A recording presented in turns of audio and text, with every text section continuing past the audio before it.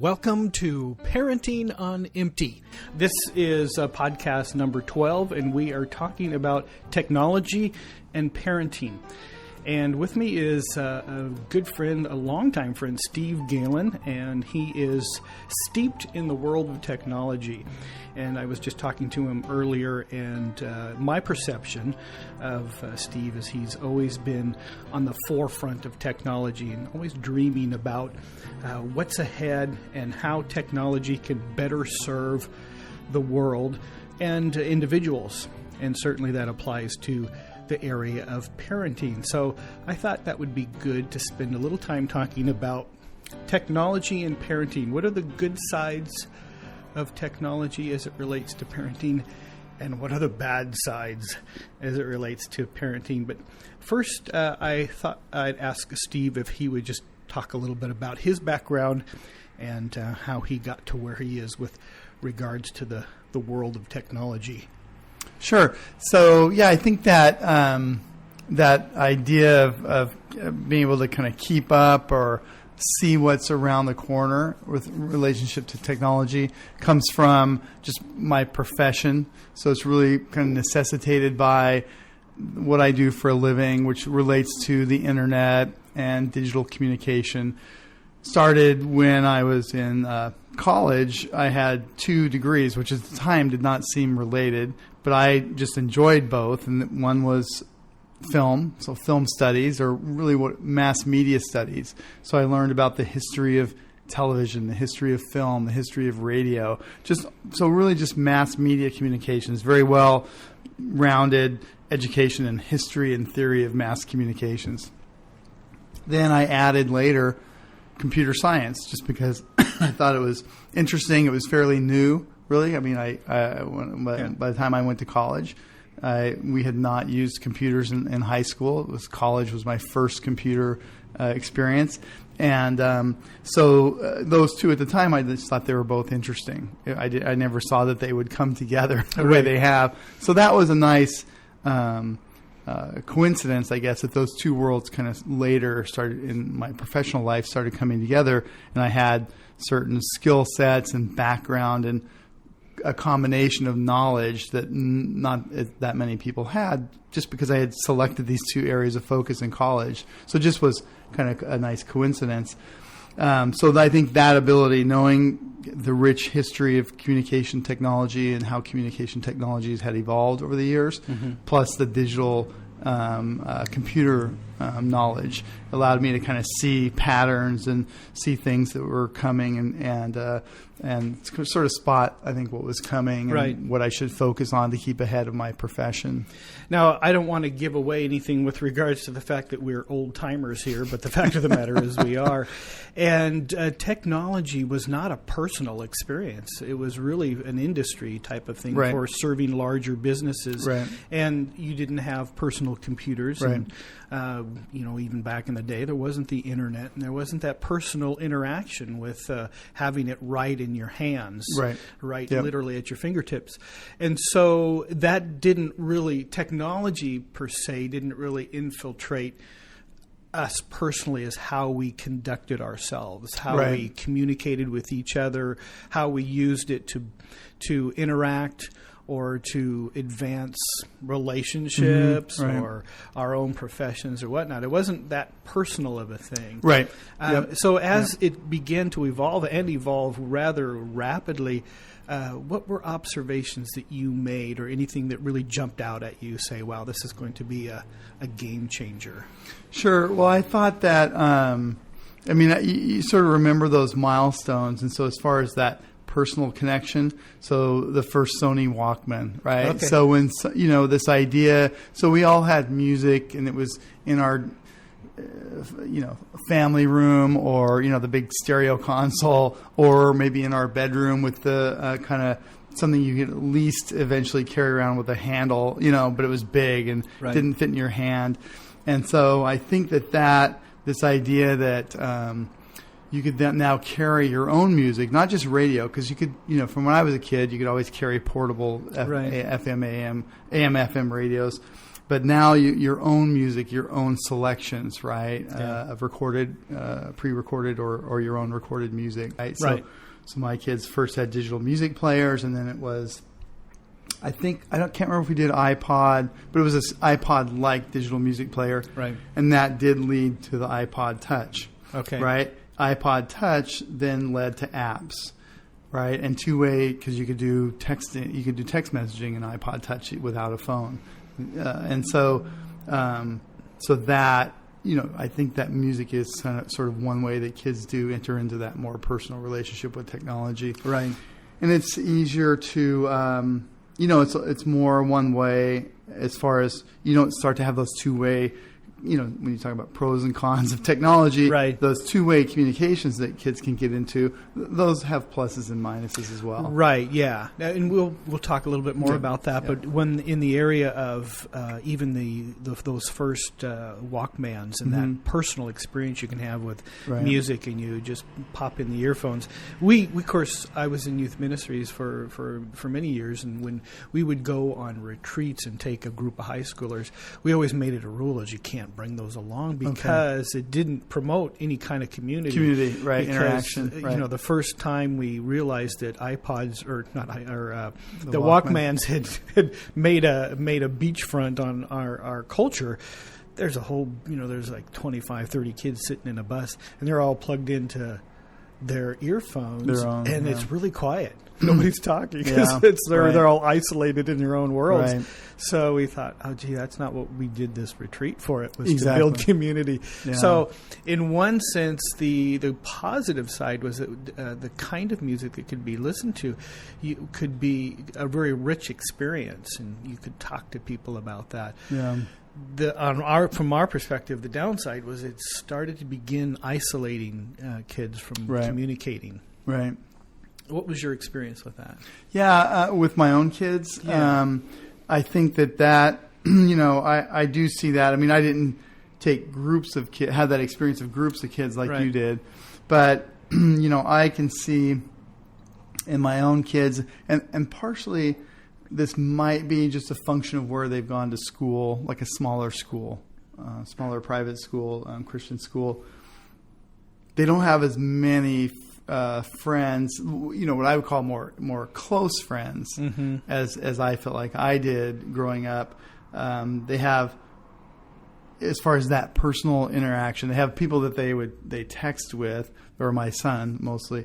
My daughter hasn't quite got into that yet, but but not they don't go out and do stuff together, like hang out or there's organized sports, but there doesn't seem to be as many kind of just social sports, let's just say, as I had when I was a kid, where I just got together with my friends and played basketball or plastic baseball or whatever. So I think there's just there seems to be, to me, fewer closer personal connections. Right. So that's one way to didn't really promote that. Right. Right.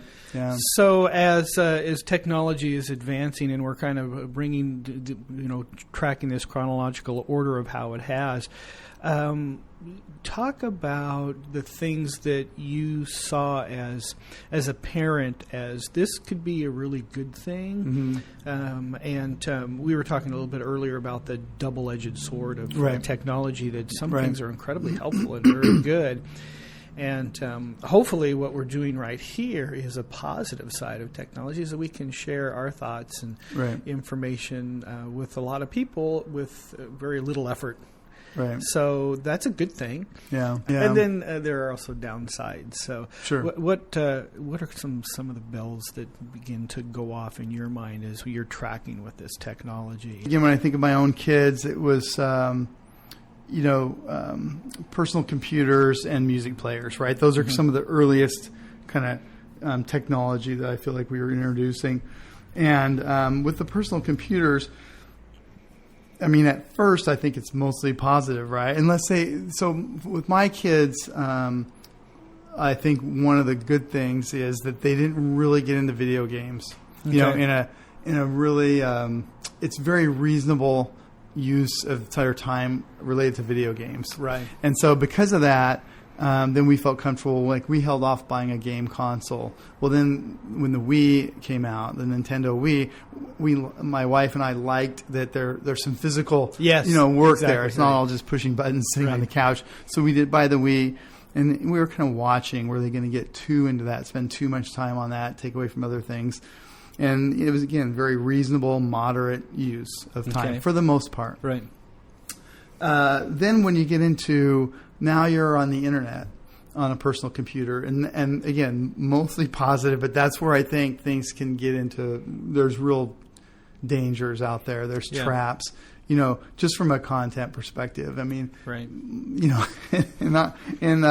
In grade school, I think it was a 5th grade teacher is the first I heard of it. And again, this is a Christian school. The teacher introduced YouTube as a learning tool, right? Here's a video on YouTube. And sure, right. It was like part of the program, and maybe it was a funny one or whatever. Right. But, YouTube is there's some really scary stuff out there on YouTube.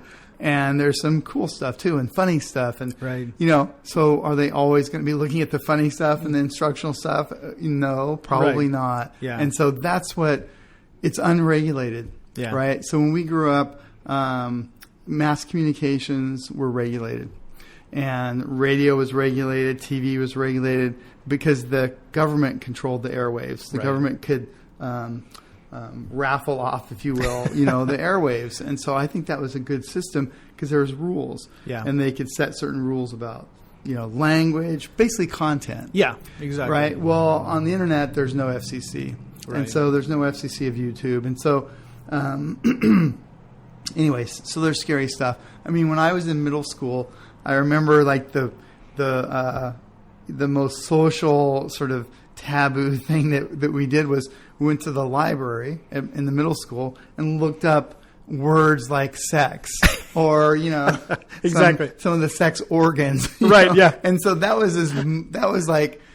From a social perspective with our friends, that was, well now... There's National Geographic too. Yeah, National Geographic. Don't forget. But, so now just if kids or when they get curious, because, I'm not going to say if, but when they get curious about issues related to sex and the opposite sex, et cetera, I mean, the available material on the internet is all over the place, and much scarier than the dictionary. Exactly. So that I think is negative. And so what we did, what I did is there's certain technology, software that you can add to a computer. You can add it to an iPod Touch. I'm sure an iPhone as well. Right. We don't have those yet, or my kids don't, but. That allow you to filter and monitor the usage of like web browsers and even social media channels. And so you can shut down certain things like entire categories of websites. And so I use, it's just called Norton Family. I think it's called Norton Online Family or something like that. Okay. So it's a filtering mechanism. There's a similar technology on the iPod Touch that I implemented for my son. And so it's filtering and reporting. So there is some things you can do. Now, kids are smart. He may find a way around that. But and he's gotten older. I've opened it up because they'll come and complain. Dad, I tried to get to the Sports Illustrated site, and Sports Illustrated might have been shut down because of the swimsuit issue exactly photos. Right. But I'm like, oh yeah, I should open that up for you. Okay. So I opened up Sports Illustrated. So he's fought against it, and he's like a hassle. But he hasn't said, Dad, I'm old enough you could just get rid of this, right? So but I can get reports and I can filter. Yeah. So that's one thing that we've done proactively to help with that content challenge. And there's a number of those kind of tools, and so rather than trying to list them off, you can really just go to filtering sites or even make that a search, and you'll see a lot of different tools. Yeah. Yep. Did you research any of that and come with this was the best, or was that just kind of what happened to be out there at for the time? For the Semantic, which is the Norton product, we use that for just our regular internet security. On the iPod, I did do some research on that and found the top 3 or whatever and tried one. Yeah, right. And I can't remember the name of it, but Yeah. But yeah. that's something if you're motivated, which you should be. Yeah. To You can search definitely those be out. proactive, and it helps. But what that doesn't help is when they're at the friend's house. Well, right. And I was going to mention one of the things that we do, and we've heard of other families doing that, is that the computer, the family computer, it's in the living room or it's in a very public place. Yeah. But that doesn't, like you said, that doesn't address going over to the friend's house or... Right. And, honestly, I don't even know if the library has... I'm sure they have some kind of filtering system. But, yeah, probably libraries do. And, to that, the search, the school has promoted a search engine called Good Search, okay. which I had not heard before. And so my daughter, I've seen her use Good Search because my daughter is such that she doesn't want to see some unexpected image come up, right? Yeah. Now, not every kid is going to be like that. Right. Some kids might like the thrill of the unexpected image. But, so there are search engines, and there's even filters you can put in your browser to do that. Now, we haven't been quite as proactive with that. Right. But, so content, is a challenge. And just that, to your point, that availability of almost every piece of information in the world is now just a few keystrokes away through a search engine. Pros and cons. Exactly. Exactly. I think we could spend a great deal of time just talking about character development and technology because there is no way that we as parents would be able to protect or guard against all the kind of things that are available in technology. It's just too big of a wave. Yeah. And there's no way we're going to say, you know what, we're going to control this so you see the right things and only the good things. Right. It's just not going to happen. The very realistic view of that. So I think you really have to, in my mind, you really have to come from the angle of, we're on this journey of building character and what we what we feed ourselves directly relates to the kind of character we have. Yeah. We're not trying to say we're just becoming the wardens of technology because eventually, and you just alluded to that a little bit earlier, that there'll come a time when your son will say, I don't need it anymore. Right, yeah. And that will be true. Yeah, it's a great point. I mean, parenting and technology. I mean, parenting is the key word there, right? Because you're absolutely right. I mean, it's just a great point. That preparation to be released into the world, with all of its the good and bad in the world. I mean, that's the key. And you got to get that right first. And, right is a relative term. I don't think any of us probably have gotten it absolutely right. We just do the best we can. And but I do think that having an understanding, it's an advantage that I've had because of my career to understand it so I can kind of see what's coming. I mean, there was a recent example of my son wanting to get on to Snapchat. And he first asked my wife, and he described Snapchat. I'm sure he described the way it functions correctly. Okay. But my wife talk briefly about that? Sure. Yeah. And so Snapchat is and I haven't ever used it. I've only read about it. And so, but my understanding is that you send photos. So there's the snap part of it to your friends, and that's the chat part, and they disappear after so many seconds. I think it's like 10 seconds after viewing, like the old Mission Impossible tape. Okay. This tape will self-destruct.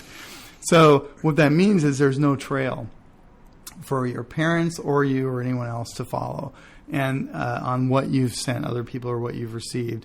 And as I understand it from the industry press, Snapchat, it's kind of a known thing that Snapchat usage rose because of sexting, kind of sexually charged, pictures people were sending each other. Yeah. I think probably invited. I don't know if you have to be a friend to receive a picture or not. I don't think you can just send an uninvited picture. But that's the theory. And, Snapchat doesn't come right out and say that as a company. But the industry, the tech crunch and, industry blogs or sites that I read just to keep up on my profession have said that. So I told my wife, now when he described it to you, I'm sure he didn't tell you this, but here's what Snapchat's known for. I'm not saying that's why David wants it, right? But that is what it's known for. So I'm not so keen on the Snapchat. So we said no, and we've said a lot of things they've wanted. If it was the right time, right. We've said yes. iPod Touch, because they need to learn how to use that computing model, right? So as part of their just participation in society and eventually the workforce. Right. I read this interesting little quote on the internet. It said, the great thing about being over 40 is that you did all your stupid stuff before the internet was invented. And I thought, well, that's true. The pictures are all tucked away in a photo album. Exactly, right. There's no permanent record. And that's one thing I do tell my daughter. I said, in this issue with social networking, with Facebook and Instagram and Twitter and whatnot, is that it's a permanent record. I mean, you can take stuff down, but it doesn't disappear, and that is something that comes back. Unfortunately, good, bad, or otherwise, that it follows you around. Yeah. And I said, one of the concerns that we have is, and the desire that we have, is that you have every opportunity to accomplish the things that you want to accomplish. Yeah. And that if there are negative records of what you've done, that might disqualify you for doing some things you want to do. Okay, right. And she's a very social person, and I was fairly graphic and specific with her with regards to saying, you love working with people and with children, and if you're involved in an organization to work with young kids and help young kids out, certainly the people who are directing this organization, they're going to do background checks and research, and who knows what they're going to check. Yeah. Now, if they see things that might be inappropriate or seem questionable, that might affect how they involve you, or if at all. And so I don't know if that made any real big impact on her or not, but it really is a legitimate concern. Yeah, it's a concern. But trying to have that conversation about, now when you go to look for a job, this might negative. I mean, I don't know. Most kids, I think the way they're wired, they're mostly thinking about tomorrow. They're not thinking about X years from now, right? So that, like you said, you're not sure if that message resonated.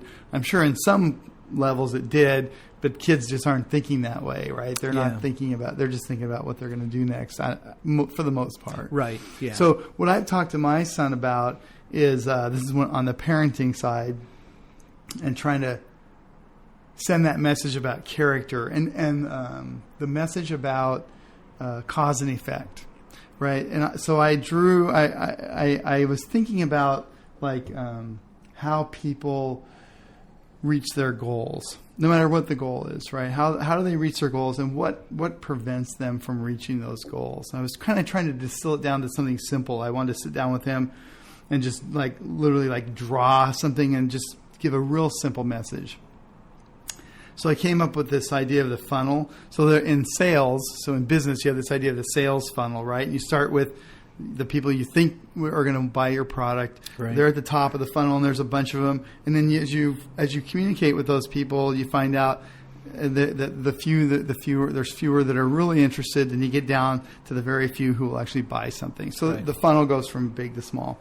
So I drew this funnel, and I said, and I used it myself, a couple of examples of my own. I said, here's your goal. Whatever that goal is, it's at the bottom of that funnel. And I said, decisions that you make are going to decide if you stay in that funnel or not. And there's a lot of people who get tossed out of the funnel. And the main reason they get tossed out of the funnel is bad decisions. Right. And I use an example of an Oregon Duck football player, and he's a big fan of Oregon. So he's seen some football players that made bad personal decisions, and they're off the team. Right. First, they might be suspended, and then if they make another bad decision, they're off. But they can course correct. So one bad decision doesn't ruin your life. You got to learn from it. You can course correct. So I said, people go out of the funnel, and what are the reasons they go out of the funnel? They go out of the funnel because of drugs. They go out of the funnel because of, I didn't say violence, but just, not treating people well. They go out of the funnel because of, doing sex too early, or and they get pregnant, right? Or they get somebody pregnant. So I just gave them these reasons of why people go out of the funnel, and so I've come back to that analogy probably 3 times since I made that, and that's kind of a character tool. Yeah. So that goes back. That's the character, right? The parenting, the decision. Technology has nothing to do with that. Exactly. Yeah. But technology could facilitate some of those reasons to get you out of the funnel. One interesting thing is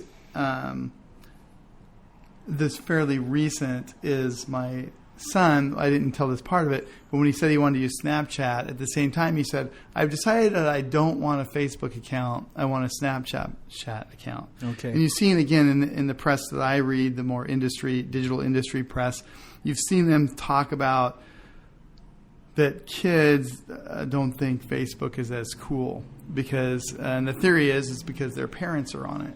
Okay. So we're starting to see potentially where Facebook has peaked, at least as it relates to the appeal to kids.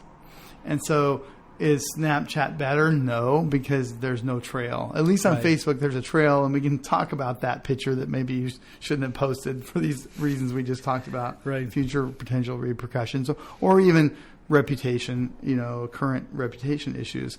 I guess the lesson there is, because we've seen this, like the rise of AOL. And I mean, AOL was at such a penetration point and as far as numbers, that you just thought it would just keep growing. Right. And then it was MySpace, and MySpace was very popular with teens.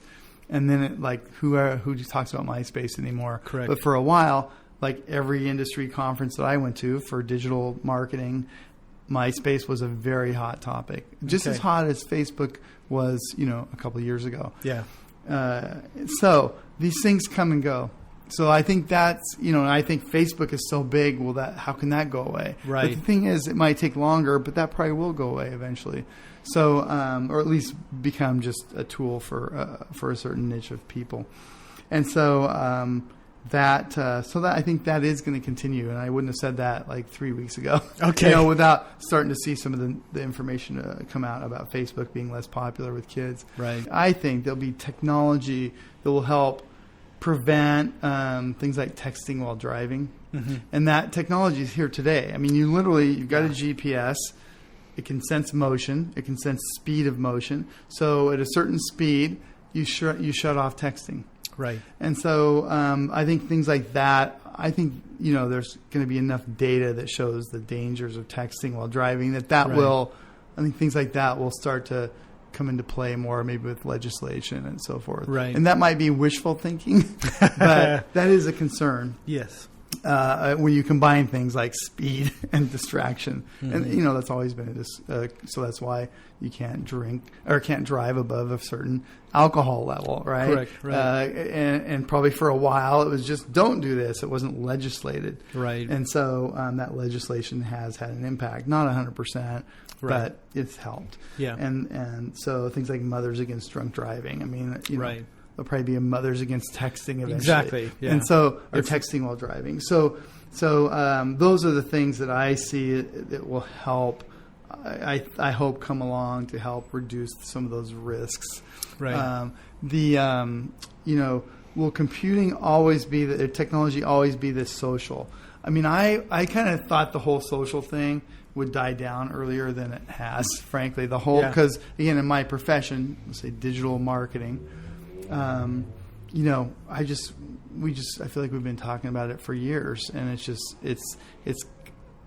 no one's figured it out yet, and some people have, but it's not what people thought it was going to be. Right. And so I think the push to kind of market that way is going to temper down and just even out. Kind of like, here's how it's going to be. Right. As far as people using it,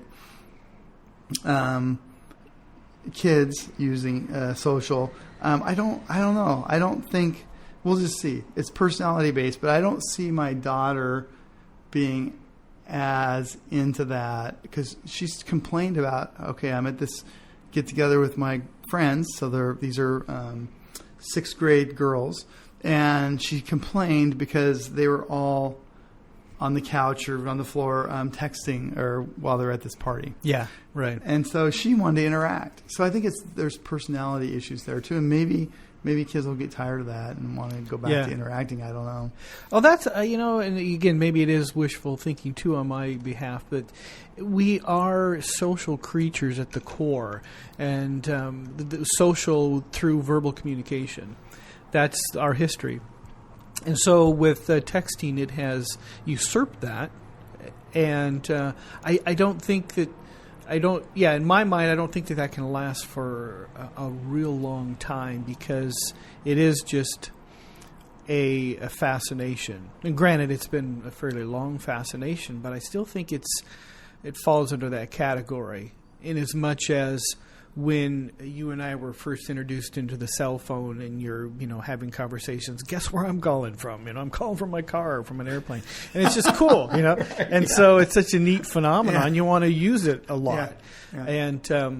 But now it's an accepted part of our culture, and it's provided many positive aspects. But with texting, that takes away from the communication, the talking, interpersonal type of communication.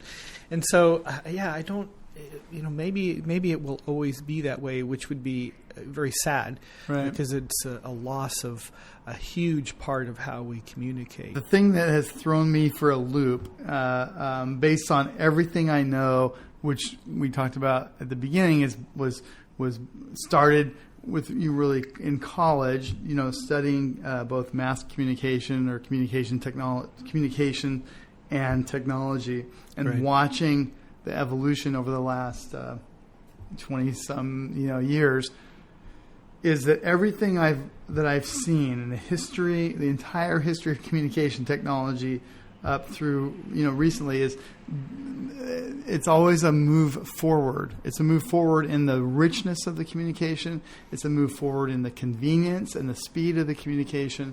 And so text messaging, what has me puzzled is it's like an anomaly in the history of technology and communication, because it's a step backwards from voice to voice, which you use your telephone for, as well as using it for texting now. So when you get into a conversation that's more than 2 or 3 text messages back and forth, so let's say 6 interactions, right? 3 on the part of one person, 3 on the part of another.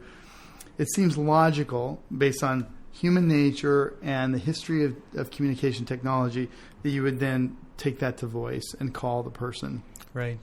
Which I do, and probably maybe other people over a certain age do, but I haven't seen my son do that. Yeah. He continues for sometimes what seems like a couple hours, a back and forth exchange with 1 or 2 people, maybe 3. I don't know. We'll say, who are you texting? I mean, we will. My wife is really good at asking that. Who are you texting? Not like a pressure, but just like conversational. Who are you texting? Right. Exactly. So why is that? Why is he? Is it the multitasking? So because he can do his homework and watch TV and text. Is it the multitasking appeal? Right. Or is he less comfortable with the voice to voice, which again makes no sense based on the history of human nature and technology. So, exactly. Yeah. Yeah. So I'm not quite sure what to make of that. Right. And that are there other things that are going to devolve? I don't know. Yeah. Well, let me just end with one last question, and we'll see where it goes. Do you think that technology has made us as a culture better parents, or not as effective parents, more distracted? Right. What would you say to that? I guess my first thought is it's hard to compare, because we're in the time we're in, and I wasn't a parent before the time we're in, right? True. So, but given the character of my own kids, given that technology has mostly been a positive, because of kind of some of the way it's opened up the world. So it's that idea that the world is out there. It can help them learn. So I think it's, and I'm pro technology, right? Because of my profession and my background. So I see it as mostly positive. Yeah. But I'm not naive to the dangers. Right. But I am aware that character building side is probably more key than ever. But you have to be diligent. Yeah. You have to focus on that character development and you have to hope for a little bit of luck. Exactly. Yeah.